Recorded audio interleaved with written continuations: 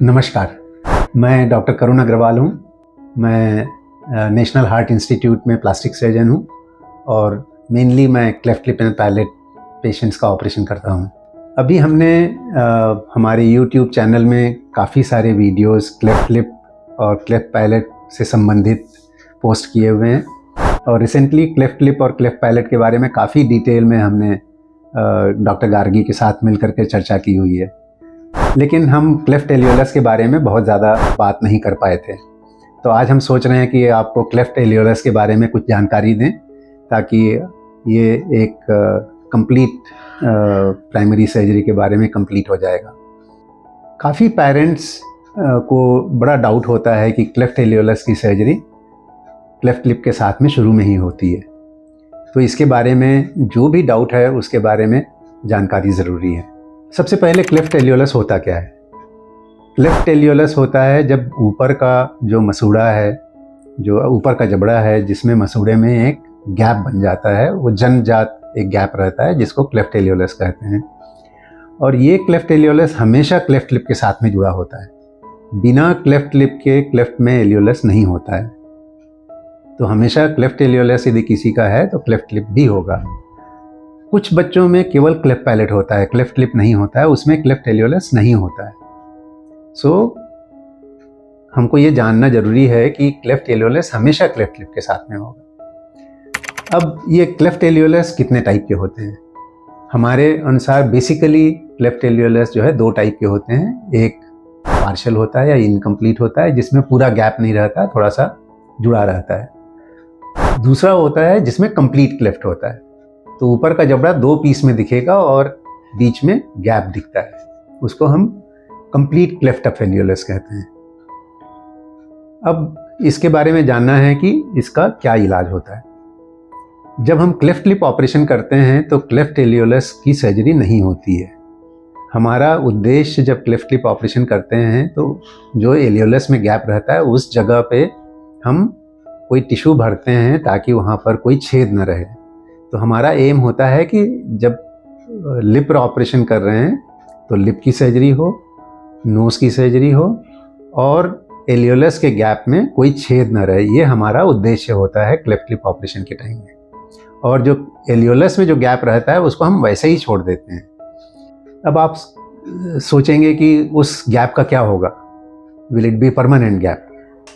Actually जब हम operation करते हैं लिप का तो लिप के प्रेशर के कारण एलियोलस अपने आप पास आने लगता है और साल भर के बाद में आपको शायद गैप बहुत नेग्लिजिबल सा दिखता है वहाँ पर, लेकिन दांत नहीं आते हैं। जब आप दूध के दांत देखेंगे तो जिस जगह पे क्लेफ्ट एलियोलस होता है उसमें गैप रहता है और जो गैप के आजू बाजू में दांत होते हैं वो थोड़े से टेढ़े मेढ़े होते हैं। उस समय हमको दांत के लिए कुछ नहीं करना होता है क्योंकि दूध के दांत में हम कोई भी ट्रीटमेंट नहीं कर सकते हैं। हमें 8 साल 9 साल की उम्र तक इंतज़ार करना पड़ता है। जब परमानेंट दांत आने लगते हैं तो ऑर्थोडोंटिस्ट के मदद से दांत को हम सही करते हैं, जबड़े का अलाइनमेंट करते हैं और जो यदि गैप बन जाता है वहाँ पर क्लेफ्ट एलियोलस की जगह में उसको हम बोन ग्राफ्ट से कवर करते हैं। ये बोन ग्राफ्ट एक सर्जरी होती है, अलग से करनी पड़ती है, जो हम कूल्हे के या हिप बोन से हम लेते हैं और उसको हम यूज़ करते हैं गैप भरने के लिए, उसको एलियोलर बोन ग्राफ्ट कहते हैं। और जब एलियोलर बोन ग्राफ्ट की ज़रूरत होती है वो ऑर्थोडोंटिस्ट हमको बताते हैं कब करना है, कितना बड़ा करना है। वो हमको एक्सरे के साथ में पेशेंट को भेजते हैं, बच्चे को भेजते हैं और हम उसका बोन ग्राफ्ट करते हैं।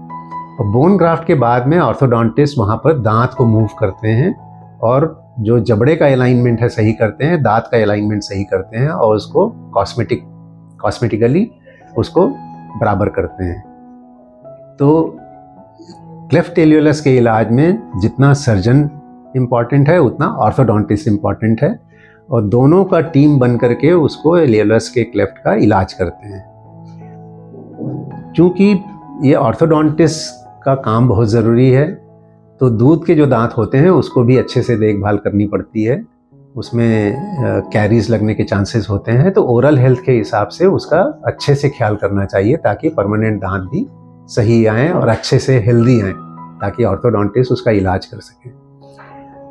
अब हम जब ये बोन ग्राफ्ट करते हैं और ऑर्थोडोंटिक अलाइन करते हैं तो जो दांत है उसको हम बोन ग्राफ्ट के थ्रू इरप्ट करवाते हैं, उसको हम मूव करते हैं ताकि बोन ग्राफ्ट के थ्रू बाहर आए। लेकिन कभी कभी उसमें गैप रह जाता है और दांत जो है कंप्लीट नहीं होते हैं, तो उसमें हम आर्टिफिशियल दांत लगा करके इलाज कर सकते हैं और नॉर्मल आर्च बना सकते हैं, नॉर्मल जबड़ा दे सकते हैं। तो एलियोलर क्लेफ्ट एलियोलस के बारे में बहुत ज़्यादा चिंता करने की ज़रूरत नहीं है।